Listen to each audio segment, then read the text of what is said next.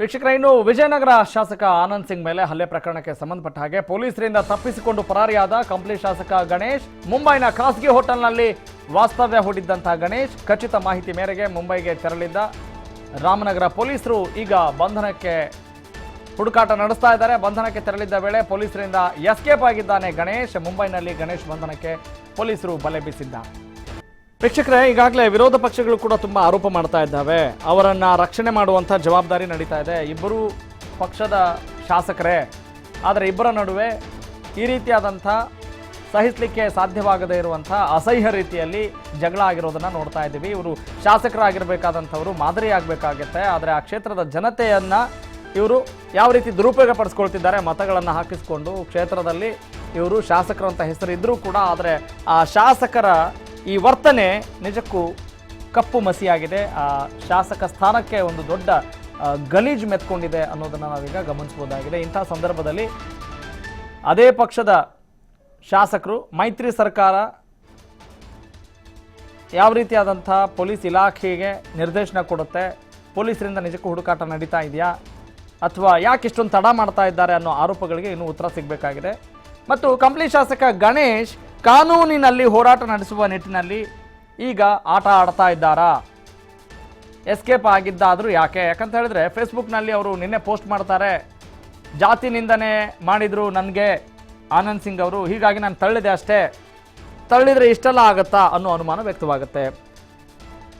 Atrocity case ದಾಖಲಾಗುವ ನಿಟ್ಟಿನಲ್ಲಿ ಏನಾದರೂ ಯೋಚನೆ ಮಾಡ್ತಾ ಇದ್ದಾರಾ? ಯಾವೆಲ್ಲ ಸೆಕ್ಷನ್ಗಳನ್ನು ಅಥವಾ ವಕೀಲರ ಸಹಾಯದಿಂದ ಅವರು ಈ ರೀತಿ ವರ್ತನೆ ಮಾಡ್ತಾ ಇದ್ದಾರಾ? ಸಾಮಾನ್ಯವಾಗಿ ತಪ್ಪಿತಸ್ಥರು ಅನ್ನುವ ಆರೋಪ ಬಂದಾಗ ಈ ರೀತಿಯಾದಂಥ ಘಟನೆಗಳನ್ನು ನಾವು ಹಲವಾರು ಸಂದರ್ಭಗಳಲ್ಲಿ ನೋಡಿರ್ತೇವೆ. ಎಸ್ಕೇಪ್ ಆಗೋದು, ತದನಂತರ ಕೆಲ ದಿನಗಳ ನಂತರ ಸಿಗೋದು, ಜಾಮೀನು ಸಿಗುವ ನಿಟ್ಟಿನಲ್ಲಿ ಏನೆಲ್ಲ ತಯಾರಿ ಮಾಡ್ಕೊಳ್ಬೇಕು ಆ ತಯಾರಿಗಳನ್ನ ಮಾಡ್ಕೊಳ್ಳುವಂಥ ಪ್ರಯತ್ನಗಳನ್ನು ಕೂಡ ನಾವು ಗಮನಿಸ್ತಾ ಇದ್ದೀವಿ. ಬನ್ನೀಗ ಮತ್ತಷ್ಟು ಮಾಹಿತಿಯನ್ನು ನೀಡ್ತಾರೆ ನಮ್ಮ ರಾಮನಗರ ಪ್ರತಿನಿಧಿ ನಟರಾಜ್, ಕಳ್ಳ ಪೊಲೀಸರಾಟ ಹೆಂಗ್ ನಡೀತಾ ಇದೆ?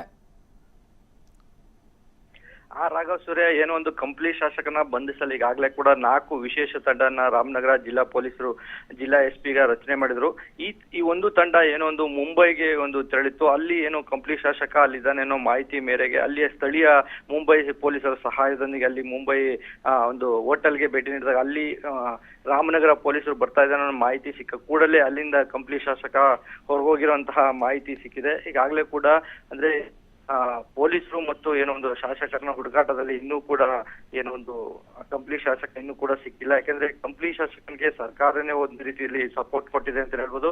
ಯಾಕೆಂದ್ರೆ ಕಂಪ್ಲಿ ಶಾಸಕ ಮುಂಬೈಗೆ ಇದನ್ನೇನೋ ಮಾಹಿತಿ ಮೇರೆಗೆ ಅಲ್ಲಿ ಹೋದ್ರೆ ಅಲ್ಲಿ ಶಾಸಕನಿಗೂ ಕೂಡ ಮತ್ತೊಂದು ಮಾಹಿತಿ ಬರ್ತದೆ, ಇಲ್ಲಿ ಪೊಲೀಸರು ಬರ್ತಾ ಇದ್ದಾರೆ ಅನ್ನೋದು. ಕೂಡಲೇ ಅಲ್ಲಿಗೆ ಬಂದ ಪೊಲೀಸರು ಹೋಟೆಲ್ ಹೋದ ಕೂಡಲೇ ಅಲ್ಲಿಂದ ಕೂಡ ಅವರು ಎಸ್ಕೇಪ್ ಆಗಿದ್ದಾರೆ.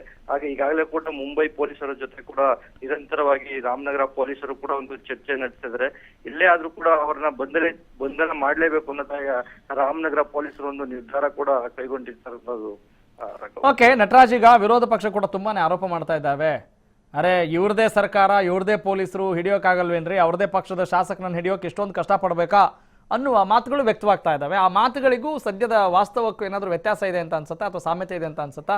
ಆ ಪೊಲೀಸರ ನಡವಳಿಕೆ ಅಥವಾ ಹುಡುಕಾಟ ಎಷ್ಟು ಪ್ರಾಮಾಣಿಕತೆಯಿಂದ ಕೂಡಿದೆ ಅನ್ನುವ ಪ್ರಶ್ನೆಗೆ ಏನಾದರೂ ಉತ್ತರ ಸಿಗಬಹುದಾ?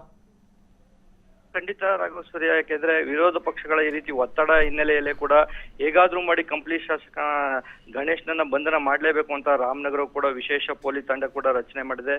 ಈಗ ಏನು ಅಂದ್ರೆ ರಚನೆ ಮಾಡಿದೆ ಏನು ಅಂದ್ರೆ ಆ ಶಾಸಕನ ಬಂಧನ ಮಾಡಿದ್ರೆ ಎಲ್ಲೋ ಕಾಂಗ್ರೆಸ್ ಪಕ್ಷಕ್ಕೆ ಒಂದು ಡ್ಯಾಮೇಜ್ ಆಗುವಂತಹ ಸಾಧ್ಯತೆಗಳಿದ್ದಾವೆ.